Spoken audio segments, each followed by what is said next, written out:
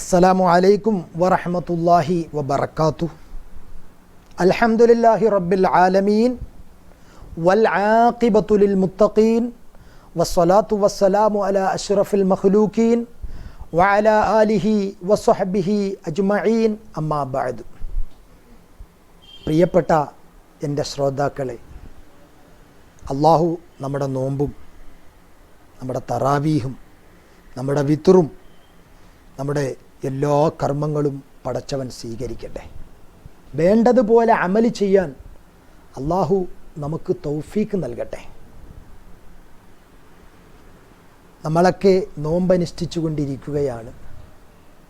നോമ്പുമായിട്ട് ബന്ധപ്പെട്ട് കുറേ സംശയങ്ങളൊക്കെ എൻ്റെ ശ്രോതാക്കൾക്ക് കാണും. അത് എല്ലാവർക്കും ഉള്ളതാണ്. നോമ്പ് മുറിയുന്ന കാര്യങ്ങൾ, നോമ്പിൻ്റെ ഫർളുകൾ. നോമ്പിനിക്ക് 2 ഫർളുണ്ട്. ഒന്ന് നിയ്യത്ത്. നോമ്പിനിക്ക് എത്ര ഫർളുണ്ട്? 2 ഫർള്. ഒന്ന് നിയ്യത്ത്. ആ നിയ്യത്ത് എപ്പോഴാണ് ചൊല്ലേണ്ടത്? രാത്രിയിൽ തന്നെ ചെയ്യണം. ഫർള് നോമ്പാകുമ്പോൾ സുബഹിക്ക് പ്രഭാതത്തിന് മുമ്പ്, ഫജ്റിന് മുമ്പ് ഫർള് നോമ്പിൽ നമ്മൾ നിയ്യത്ത് ചൊല്ലിയിരിക്കണം. നവൈതു സൗമഗദിൻ അൻ അദാഇ ഫർളി റമളാനി ഹാദിഹിസ്സനത്തി ലില്ലാഹി തആല.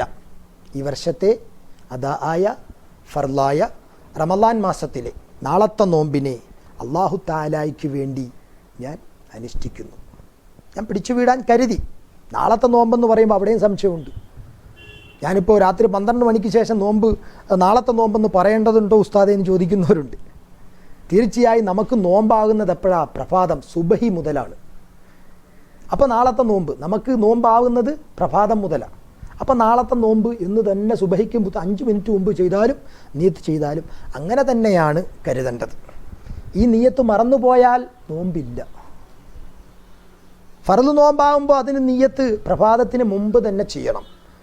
അങ്ങനെ ഒരാൾ നിയത്ത് മറന്നുപോയാൽ അയാൾക്കന്ന് നോമ്പില്ല. പിന്നെ വേണമെങ്കിൽ അയാൾക്ക് നോമ്പുകാരനെ പോലെ നിൽക്കാം, ഐക്യദാർഢ്യം പ്രകടിപ്പിച്ചുകൊണ്ട്. എന്നിട്ട് ഈ നോമ്പ് ഖളാ വീട്ടണം. എന്താ? നിയത്ത് ചൊല്ലാൻ സാധിച്ചില്ല, മറന്നുപോയി. എന്നാൽ സുന്നത്ത് നോമ്പാണെങ്കിൽ പ്രഭാതത്തിന് ശേഷവും നിയത്ത് വെക്കാം, കുഴപ്പമില്ല. പ്രഭാതത്തിന് മുമ്പ് ചെയ്യലാണ് നല്ലത്. എന്നാൽ ഒരാൾ മറന്നുപോയി അല്ലെങ്കിൽ ചെയ്തില്ല, എന്നാൽ പ്രഭാത ശേഷവും നിയത്ത് വെക്കാം. ഏത് നോമ്പാണെങ്കിൽ? സുന്നത്ത് നോമ്പാണെങ്കിൽ. ഫർള് നോമ്പാണെങ്കിൽ അങ്ങനെ പറ്റുകയില്ല. അപ്പോൾ നോമ്പിനിക്ക് 2 ഫർള്. ഒന്ന് നിയ്യത്ത്, 2 നോമ്പ് മുറിഞ്ഞു പോകുന്ന സംഗതികളിൽ നിന്ന് മാറി നിൽക്കുക. എന്തൊക്കെ സംഗതികളുണ്ടോ അതിൽ നിന്നൊക്കെ നമ്മൾ മാറി നിൽക്കണം. അതാണ് നോമ്പിൻ്റെ 2ാമത്തെ ഫർള്. അപ്പോൾ ചോദിക്കും, നോമ്പ് മുറിഞ്ഞു പോകുന്ന സംഗതികൾ എന്ന് പറയുമ്പോൾ നമ്മുടെ വായിൽ നിന്ന് എന്തെങ്കിലും ഒന്ന് ഉള്ളിലോട്ട് ഇറങ്ങിപ്പോവുക, അപ്പോൾ നോമ്പ് മുറിയും. അപ്പോൾ ചോദിക്കും, ഉസ്താദേ തുപ്പലിന് കുഴപ്പമില്ല, നമ്മുടെ ഉമിനീരിന് കുഴപ്പമില്ല. കഫം, നമ്മുടെ തൊണ്ടയിൽ കിടന്ന് വലിയുന്ന കഫം, അതൊരു വിഷയമല്ല. അത് തൊണ്ടയ്ക്ക് പുറത്തോട്ട് നമ്മൾ ഇങ്ങനെ കാറി പുറത്ത് നാക്കിൽ വന്നു, നമ്മുടെ നാക്കിൽ വന്നു കഫം, പിന്നീട് നമ്മൾ അങ്ങ് വിഴുങ്ങി, അത് നോമ്പ് മുറിയും. മറിച്ച് തൊണ്ടയിലെ പുറത്തോട്ട് വരാത്ത കഫം തൊണ്ടയിൽ കിടന്ന് വലിഞ്ഞിട്ട് താഴോട്ട് ഇറങ്ങിപ്പോയാൽ അതുകൊണ്ട് നോമ്പ് മുറിയുകയില്ല. നമ്മുടെ നാക്കിലെ വായുടെ തുറന്ന ഭാഗത്തേക്ക് കഫം വന്നിട്ട് പിന്നീട് റിപ്പീറ്റ് തന്നെ നമ്മളങ്ങ് വിഴുങ്ങിയാൽ നോമ്പ് മുറിഞ്ഞു പോകും. അത് നമ്മൾ ശ്രദ്ധിക്കണം. അത് വളരെ ശ്രദ്ധിക്കേണ്ട ഒരു വിഷയമാണ്. ഇനി മറന്നുകൊണ്ട് ഒരാൾ ഭക്ഷണം കഴിച്ചുപോയി, അയാൾക്കറിയില്ലായിരുന്നു നോമ്പാണെന്ന്. അയാൾ ഇച്ചിരി ഭക്ഷണം കഴിച്ചപ്പോഴാണ് മറ്റൊരാൾ ഇയാൾക്ക് നോമ്പല്ലേ എന്ന് ഓർമ്മപ്പെടുത്തിയത്. എന്നാൽ നോമ്പ് മുറിയൂല, മറന്നുകൊണ്ടായതുകൊണ്ട്. കാര്യം പുന്നാര പ്രവാചകൻ പറഞ്ഞു, അയാളെ തീറ്റിപ്പിച്ചത് അള്ളാഹു അല്ലേ, അതുകൊണ്ട് പ്രശ്നമില്ലല്ലോ. ബാക്കി മനസ്സ് അള്ളാഹു കാണുന്നുണ്ടല്ലോ. അത് നമ്മൾ ഗഹനമായി ശ്രദ്ധിക്കേണ്ടതുണ്ട്. അതുപോലെ കണ്ണിൽ മരുന്നൊഴിക്കൽ കൊണ്ട് നോമ്പ് മുറിയൂല. കണ്ണിന് സുഖമില്ല, നോമ്പുകാരിയാണ്, കണ്ണിൽ മരുന്നൊഴിക്കൽ കൊണ്ട് നോമ്പ് മുറിയൂല. ഇഞ്ചക്ട് ചെയ്യൽ കൊണ്ട് നോമ്പ് മുറിയൂല. സുറുമയിടൽ കൊണ്ട് നോമ്പ് മുറിയൂല. അതൊക്കെ ചെയ്യാം, കണ്ണിൽ മരുന്നൊഴിക്കാം, അതൊക്കെ ഒരു സംശയമാണ്, അതുകൊണ്ട് നോമ്പ് മുറിയൂല. മൂക്കിൽ മരുന്നൊഴിച്ചാൽ നോമ്പ് മുറിയും, തുറന്ന അവയവമായതുകൊണ്ട്.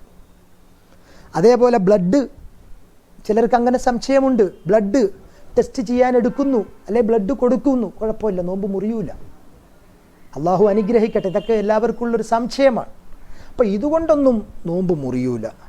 നമ്മൾ കണ്ണിൽ മരുന്നൊഴിക്കാം, ബ്ലഡ് കൊടുക്കാം, ബ്ലഡ് ചെക്കിങ്ങിനെടുക്കാം, അതിനൊന്നും ഒരു പ്രശ്നമേ അല്ല. ചിലരൊക്കെ എന്നോട് ചോദിച്ചിട്ടുണ്ട്, ഉസ്താദേ നോമ്പുമായിട്ട് ദാടി വെട്ടാവോ മുടി വെട്ടാവോ, ഇതിന് എന്താ പ്രശ്നം? ഒരു പ്രശ്നവുമില്ല. അതൊന്നും നോമ്പിന് ബാധിക്കുന്ന വിഷയങ്ങളല്ല. അതൊക്കെ നമ്മൾ വളരെ ഗഹനമായി ശ്രദ്ധിക്കേണ്ട, മനസ്സിലാക്കേണ്ട കാര്യമാണ്. പലർക്കും ഇതൊക്കെ ഒരു സംശയമാണ്. അതുകൊണ്ട് ഇത്യാദി കാര്യങ്ങളൊക്കെ എൻ്റെ പ്രിയപ്പെട്ട വിശ്വാസികളെ നമ്മൾ മനസ്സിലാക്കുക. അതുപോലെ ഛർദിൽ വന്നിട്ട് ഛർദിച്ചു, നോമ്പ് മുറിയൂല. ഛർദിൽ വന്നിട്ട് ഛർദിച്ചു, മറിച്ചൊരാൾ ഉണ്ടാക്കി ഛർദിച്ചു, അയാളുടെ നോമ്പ് മുറിഞ്ഞു പോകും. ഉണ്ടാക്കി ഛർദിച്ചാൽ നോമ്പ് മുറിയും, ഛർദിൽ വന്ന് ഛർദിച്ചാൽ നോമ്പ് മുറിയുകയില്ല. ഇതൊക്കെ നോമ്പുമായിട്ടുള്ള ഒരു മസ്അലകളാണ്. യജമാനനായ തമ്പുരാൻ നമുക്കർഹമായ രീതിയിൽ ഇനിയും ധാരാളം പറയാനുണ്ട്. ഇൻഷാ അല്ലാഹ് മറ്റവസരങ്ങളിൽ നമുക്ക് പങ്കുവയ്ക്കാം. അള്ളാഹു അർഹമായ രീതിയിൽ അമല് ചെയ്ത് പുണ്യം നേടുന്ന വിശ്വാസികളിൽ യജമാനനായ റബ്ബ് എന്നെയും നിങ്ങളെ എല്ലാവരെയും, നമ്മളോട് ദുആ കൊണ്ട് വസിയത്ത് ചെയ്ത എല്ലാവരെയും അള്ളാഹു ഉൾപ്പെടുത്തി അനുഗ്രഹിക്കുമാറാകട്ടെ. ദുആ വസിയത്തോടെ അസ്സലാമു അലൈക്കും വറഹ്മത്തുള്ളാഹി വബറകാതുഹു.